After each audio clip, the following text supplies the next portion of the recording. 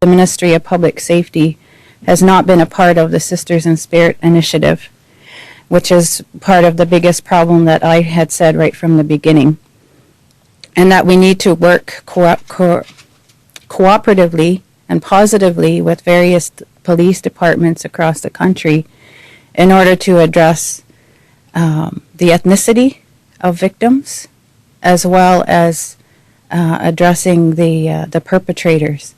Because even if we had 500 missing and murdered Aboriginal women, whether they're serial killers out there or not, we're talking about 500 killers. And so that's, to me, is an outrage, and there's no investigations in some, or a lack of, or if they are, we don't know what it is. As Bev has said, we don't know the numbers, given that this is a crisis that has been unfolding for years and years and years.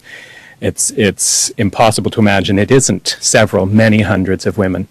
But I think a very critical point to underscore here is how unacceptable and alarming it is that we can't answer that question, that we do not have reliable, meaningful statistics in this country, whereby it would be a simple matter of going to some government records, checking some police information, and coming up with that information. There's a case here in Ottawa.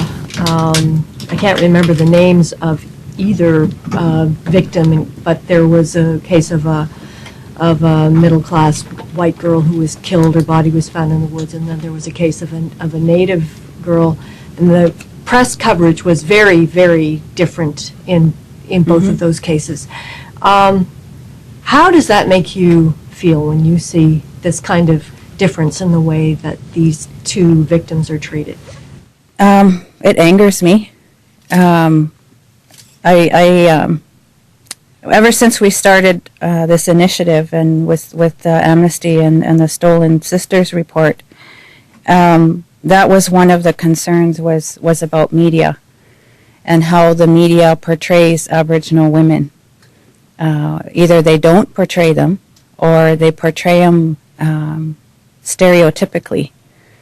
You do have a non-Aboriginal woman who goes missing or is found murdered, and her picture is plastered internationally.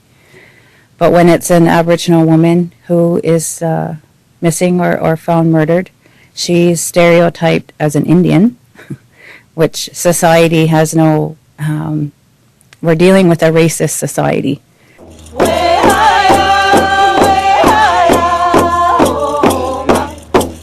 What is the purpose of holding a vigil and press conference today on Parliament Hill?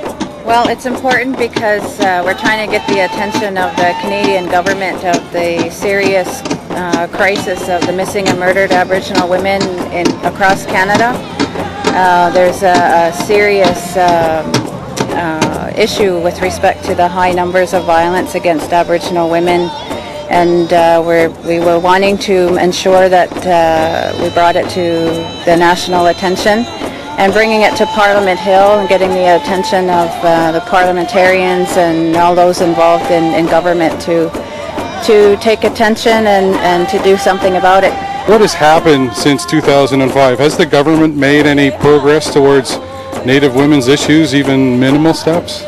Well, I would say that with respect to the Sisters in Spirit initiative, I mean, the government and the status of women have continued on with the project. And however, there are some serious gaps that we're finding, one of them being the programs and services that are needed specifically for Aboriginal women, for Aboriginal women's organizations. There's capacity issues, resourcing issues, there's a whole gap with respect to public safety and justice issues specific to Aboriginal women. And I call on them to do something. Is it a matter of financial support, political will, or is it politicians simply dragging their feet? I think it's all of the above. Are the federal and provincial governments ignoring recommendations made by past commissions and inquiries into the welfare and safety of Indigenous people?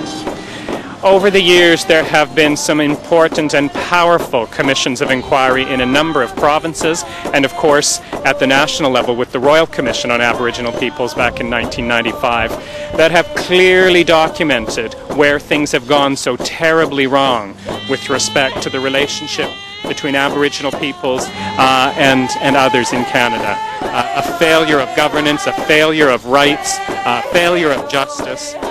But those reports have not only talked about the problems, they've laid out the blueprint, the framework for reform. They have made numerous, very specific and concrete recommendations for where we need to see change. And years later, more than a decade later in some instances, almost all of those recommendations have simply been shelved and gathered dust. And we don't even have an explanation from any of the provincial or federal governments involved as to why they're not taking action. Should Canadian women be concerned about the problems with Indigenous women in this country? Absolutely. We work with Native Women's Association on a number of issues, especially the issue of women who have been criminalized and imprisoned. And that's the context in which we started working on the missing and murdered Aboriginal women. Because in this country, more and more we're seeing more Aboriginal women either in jail, on the streets, or dead. And those aren't acceptable. That's not what we think of as Canadians. We want to see for any women, let alone Indigenous women. And when we see what Canada is saying internationally, and what they're doing internationally, spouting off about being the best in the world. And we have many things that we do really well, but when it comes to the most marginalized, we don't do it very well at all. If one member of Parliament's mother, daughter, sister, anybody in their family went missing, I would doubt that we wouldn't have a huge outcry.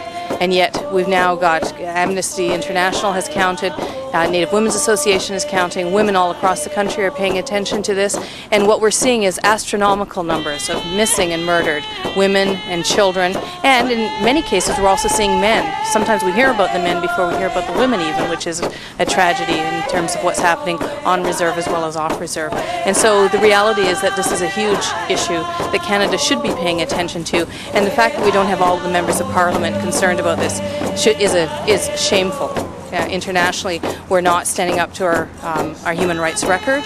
We're not even trying to ensure that human rights are protected in the prisons. I go into the prisons and visit the women who are there, and we now have a third of the women serving federal sentences, 2 years or more, who are Aboriginal. We now have many of those locked in segregated maximum security units. Their human rights being violated there too. That, jails are not the shelters battered women need. Aboriginal women don't want to be dead on the streets, nor do they want to be in jail, and so we need to be, or on the streets homeless, and so we need to see more of those resources that are currently being wasted on all kinds of other efforts that should be actually being devoted to ensuring human rights protections, equality, and the basic rights and human needs being taken care of for Aboriginal women and children and for other marginalized people throughout the country.